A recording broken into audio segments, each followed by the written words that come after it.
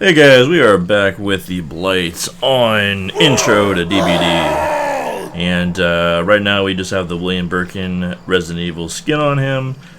Usually he looks like this. Let me show you. Usually looks like that.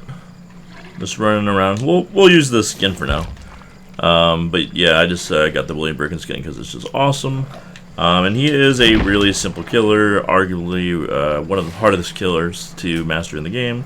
And his ability is just rush and lethal rush, just simple as that. Basically, you press the power button and you rush forward, and he just sprints forward pretty fast. And then if you hit a solid object, you can do it again. You hit another solid object. So basically, he's a pinball for the most part. And when you rush, though, you cannot hit anyone until you've hit an object. So you rush into a wall or obstacle, and then you slam into it. And then after that, you can enter a lethal rush by pressing the power button again. And then if you are in range of a survivor, you press the attack button, and boom, you've landed an attack. And then if you fail to connect with the wall or obstacle, you're going to be hit with a little bit of fatigue. Kind of like how the nurse works. If you use both of her charges or don't use her second charge quick enough, and then hitting someone does the same thing. And then you've got tokens similar to how the nurse has her teleportation tokens as well. So yeah, he's just a big pinball, and you just hit solid objects until you are able to get an angle on a survivor, and then you lethal rush forward and you get a hit. Now, lore-wise, if you have seen other killers who have like an orange skin with dripping stuff, kind of like how he has his mouth and stuff dripping from it, and his arm, you can see like there. He's the one that created that stuff. So, I think most, if not, I know not all of the killers have it, but most killers have a Blight skin that they can put on, where they have like dripping orange stuff oozing out of them. So lore wise, he's the one that created the serum or whatever, and every time that he hits someone, I believe he injects himself with it, and you can see the syringes in the game as well. So one of my worst killers, I do not have a lot of hours on him. If I had to take a guess, I might have like 10 hours on him at the most. So this is probably going to be rough, but like I said before, not really showcasing my skill on the channel, just kind of showing you how the killer works, and someone who's better at the game than me can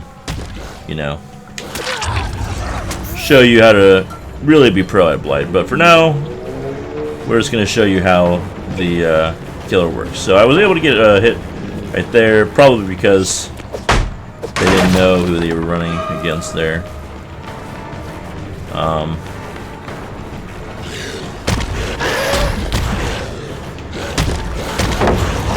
He can break a pallet with his power, though, so I'll show you that right now.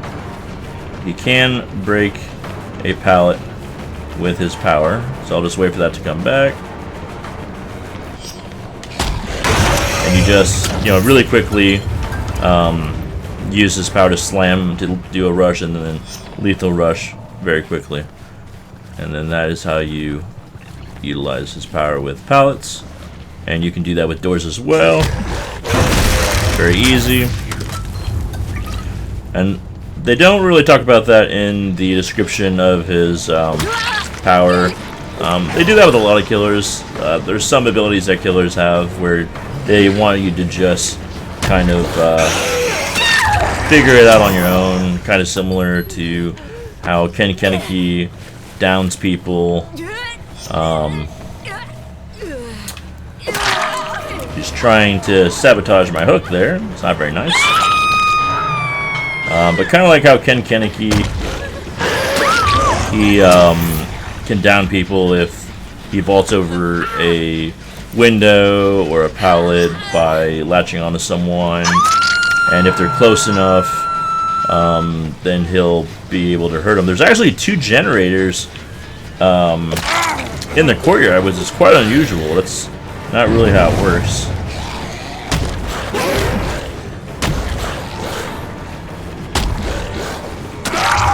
But I'm actually doing kind of well with him. This is actually a good map for him because, yeah, he's a ping pong. I don't know why I keep saying ping pong.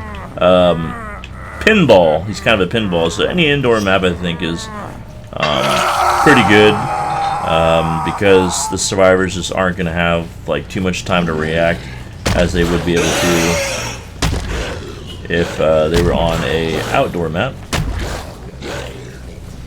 I thought I saw somebody in here, that's why I went in here. Okay, but we are going to go back to the courtyard as there's 2 generators that have progress there, and we have our next victim. Yeah, usually 99% of the time there's only 1 generator in the courtyard, so that's kind of weird. I don't know why I wasn't able to break that pallet there. Kind of messed up. And, I guess she's done playing. Why are survivors like this? Why are survivors like this? Like, if I'm like this, and I start complaining and bitching and stuff, then they send me messages saying I'm trash. But when survivors do it, then we just kind of have to let them, you know, have their temper tantrum. That's just kind of silly to me. Anyway.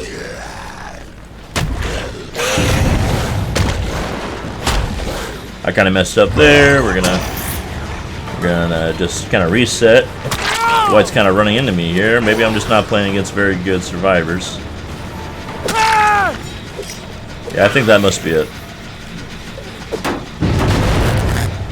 But even though I'm not that good with him, I definitely enjoy playing with him. He's a high-speed killer, you know, with a high-speed ability, and those are the type of killers that I want to play.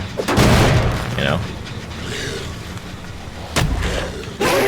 It's the brain working a little bit.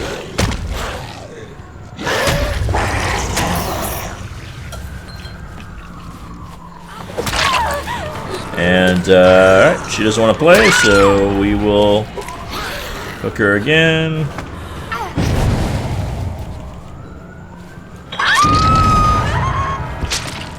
I'm really surprised I'm, you know, have been able to do what I've been able to do with this killer in these games.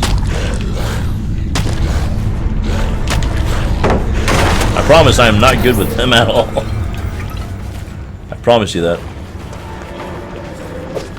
Oh, and if you're wondering how I'm able to see them, I have an add-on that makes it to where whenever I slam into an object and there's survivors that are 8 meters away from the spot that I slammed, I'll be able to see their aura. So that is how that works. And then the other add-on, I believe, helps with the rushing.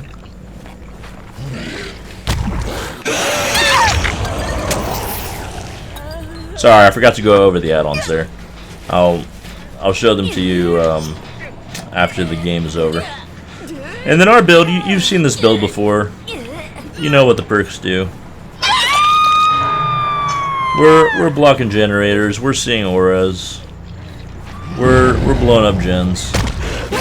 You already know.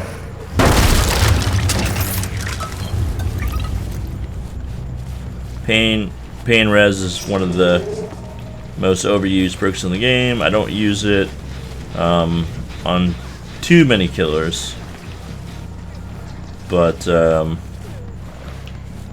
just on killers that I think I need a little bit of help on or stuff like that, you know. Oh, there he is.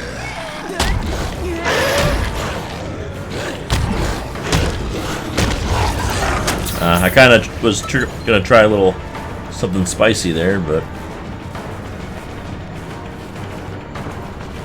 alright, I'm not sure what he's doing. I'm not sure what any of these guys are doing.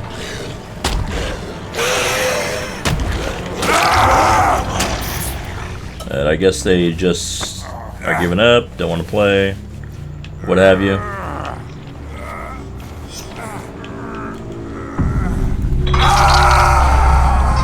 And the other one is pretty close by because barbecue and chili did not work.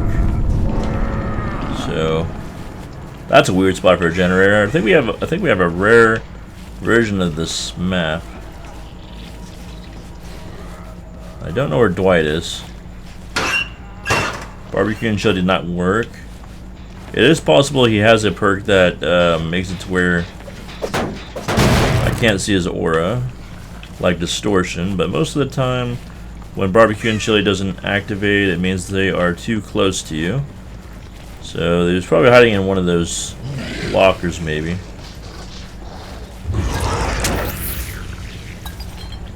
And you can kind of dash forward like that. You can kind of do this, you know, just so you don't waste all your tokens. And that way you only have to wait for one token to come back.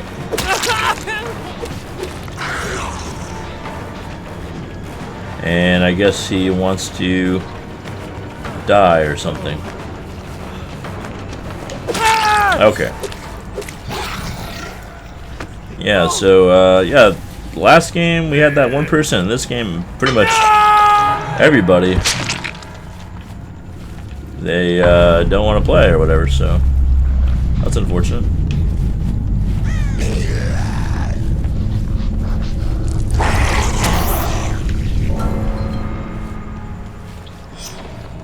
So now we gotta look for the hatch.